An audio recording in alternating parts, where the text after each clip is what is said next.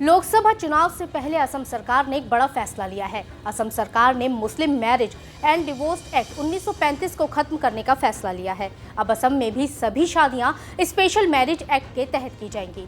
असम सरकार के इस फैसले को समान नागरिक कानून यानी यूसीसी की ओर पहला कदम माना जा रहा है। नमस्ते, मैं हूं सुनैना सिंह, आप देख रहे हैं न्यूज नेशन। उत्तराखंड के बाद अब असम सरकार ने मुस्लिम मैरिज एंड डिवोर्स एक्ट को खत्म करने पर फैसला लिया है। 23 फरवरी को मुख्यमंत्री हेमंत बिस्वा शर्मा की अध्यक्षता में हुई कैबिनेट की बैठक में इस प्रस्ताव को मंजूरी मिल गई है। कैबिनेट बैठक के बाद राज्य मंत्री जयंत मल्ला बरुआ ने कहा कि मुख्यमंत्री ने हाल ही में कहा था हम समान नागरिक संहिता की ओर बढ़ रहे हैं। इसी को लेकर एक महत्वपूर्ण फैसला लिया गया है। इस फैसले में असम मुस्लिम मैरिज एंड डिवोर्स एक्ट 1935 को निरस्त कर दिया गया है।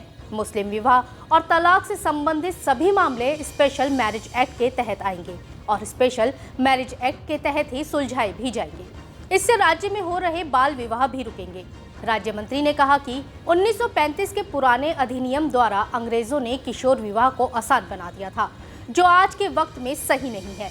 इस एक्ट के तहत कम उम्र के विवाह के कई मामले देखने को मिलते हैं।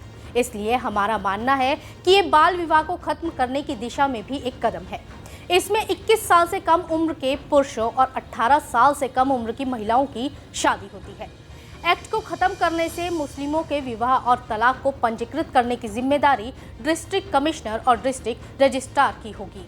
पहले जो 94 मुस्लिम रजिस्ट्रार इस डिवोर्स रजिस्ट्रेशन एक्ट के तहत काम कर रहे थे, उनको उनके पदों से मुक्त कर दिया जाएगा। इसके बदले उन सभी को एक मुश्त 2-2 लाख रुपए का मुआवजा दिया जाएगा। मुस्लिम मैरिज एक्ट को खत्म करने के साथ ही सरकार ने राष्ट्रीय शिक्षा नीति के लिए भी बड़ा फैसला लिया है। अब नई राष्ट्रीय शिक्षा नीति के तहत असम में स्कूली शिक्षा के माध्यम के लिए आदिवासी भाषाओं जैसे मिसिंग, राभा, करबी, तीवा, देवरी और दिमासा को भी शामिल किया जाएगा। इसके साथ ही मणिपुरी भाषा को 4 जिलों कछार, करीमगंज, हैलाकांडी और होजाई में एक सहयोगी आधिकारिक भाषा के रूप में घोषित किया गया है। कैबिनेट मीटिंग में अहोम, कोचराज, बोगनशी और गोरखा समुदाय को संरक्षित वर्ग का दर्जा देने का भी फैसला किया गया है। इसके बाद अब ये सभी जमीन को खरीदने और बेचने के मामले में विशेषाधिकार प्राप्त कर सकेंगे। वहीं असम सरकार के इस फैसले पर all India United democratic front के चीफ मौलाना बकरुद्दीन अजमल ने आपत्ति जताई है। मौलाना अजमल का कहना है कि बहुविवाह सिर्फ मुसलमानों में ही नहीं है, बल्कि दूसरे समुदाय में भी है।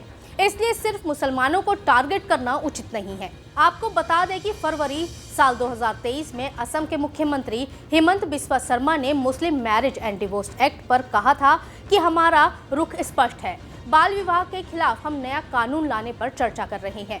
साल 2026 तक सरकार बाल विवाह के खिलाफ नया कानून लाएगी और इसे ना मानने वालों के खिलाफ जेल की सजा 2 साल से बढ़ाकर 10 साल की जाएगी। यानी अगर ऐसा कहा जाए कि उत्तराखंड के बाद यूसीसी लागू करने वाला असम देश का दूसरा राज्य बन सकता है, तो शायद गलत ना हो। आपको हमारी ये खबर कैसी लगी, हमें कमेंट सेक्शन में जरूर बताइएगा। और चलते चलते एक जरूरी बात, आपको हमारे चैनल पर एक ज्वाइन बटन दिख रहा होगा, जिस पर क्लिक करके आप हमारी पेड मेंबरशिप ले सकते हैं। ज्यादा जानकारी आपको बटन पर क्लिक करके मिल जाएगी। तो देश और दुनिया की तमाम खबरों को जानने के लिए बने रहें न्यूज नेशन के साथ। नमस्ते।